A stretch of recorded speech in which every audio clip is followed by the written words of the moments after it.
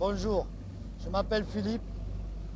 Je vais vous expliquer comment se pratique la pêche à la dorade coryphène dans l'océan Indien. Je travaille au Réunion Fishing Club en tant que skipper.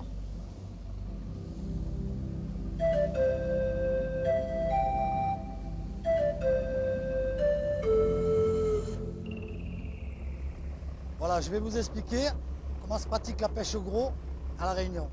Donc nous, on sort du port. On est assez privilégié au niveau du site parce que nous avons un plateau continental qui descend en pente douce jusqu'à 100 mètres. C'est un bord de sec. Donc on peut mettre les leurres de suite à l'eau. Donc on évolue, on met les leurres à l'eau en sortant du port et on monte sur des bouées, des endroits où le poisson est censé se fixer. Donc sur le parcours, on peut attraper toutes sortes de poissons, de la dorade, du marlin, du thon banane, du barracuda, du voilier, selfish. Donc on monte en traîne. Quand on arrive sur ces bouées, si on ne tape pas, c'est pour vous parler de la dorade coryphène, on s'arrête sur les bouées, si ça ne tape pas à la traîne. Et à ce moment-là, si on voit qu'il y a du poisson de la dorade coryphène, on s'arrête et on se met en fonction du poisson. C'est-à-dire, selon comment évolue le poisson, on va arrêter la traîne et on va se mettre à la pêche à l'appât. C'est-à-dire qu'on a des petites cannes, des 80 livres. Ces cannes-là, on s'en sert en stand-up. On a des baudriers. Et donc, on travaille debout le poisson. Donc, avant de donner la canne aux personnes, on met l'appât à l'eau. On met à la distance voulue. Une fois qu'on a la touche, on lâche le mou et on donne la canne au client qui va travailler en stand-up debout. Donc, je vais vous expliquer comment on arme une stand-up pour travailler à l'appât. C'est-à-dire vous montez un émerillon sur la 30 livres, vous avez du 80 livres pour éviter qu'elle le casse, donc avec une ganse, un nœud, un hameçon yosuri. Là-dessus, vous montez donc une laisse de bonite de 10 cm environ et vous mettez ça à l'eau à 20, 30, 50 mètres de distance devant ces bouées-là. Ces bouées-là, elles ont un sens de courant. Donc on se met, selon le courant, on se met dessus et on attend la touche.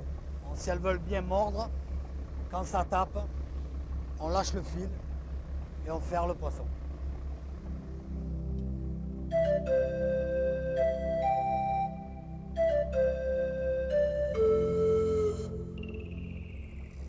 Donc là, je remonte la ligne et je vais vous raconter une anecdote. C'est passé en sortant du sec une fois. Donc on était en train comme ça et il y a un marlin qui est venu taper un leurre et il nous a pris énormément de fil. Donc il est venu nous prendre, il nous a vidé la bobine sur 400 mètres. Et donc on voyait la bobine dévidée, donc pour éviter qu'il arrive jusqu'au bout de la bobine, on s'est orienté vers le poisson, on est monté dessus. On est monté, donc le gars a mouliné dans le vide pratiquement. Et quand on est arrivé pratiquement à 20-30 mètres du poisson, il était en train de sauter. Il nous a coupé la route, il est passé en travers, il est passé sous le bateau et on a attrapé la ligne dans le safran. Donc j'étais de suite au gars qui avait la canne là. J'ai ouvert de suite le frein pour faire un mou.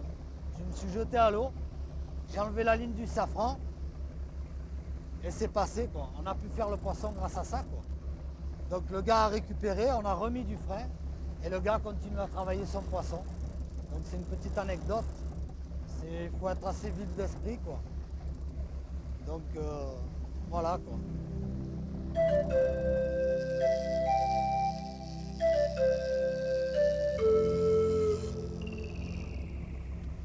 Là je vais vous expliquer une technique sur un gros poisson. C'est-à-dire sur le marlin. Quand il vient prendre un leurre, il va prendre beaucoup de fil. C'est-à-dire qu'il vient, il fait un rush de 300, 400, 500 mètres. Et ça arrive parfois que sur ce long rush, il fasse une crise cardiaque. Donc à ce moment-là, le poisson va s'orienter vers le fond, il va tomber, la ligne va être pratiquement à la verticale du bateau.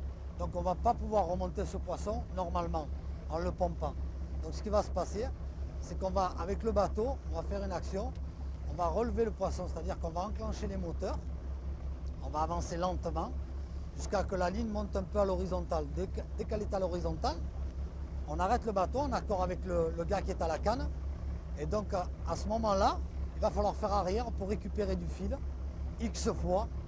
Ça peut prendre beaucoup de temps, 1 heure, 2 heures, 3 heures, voire, jusqu'à que le poisson arrive en surface.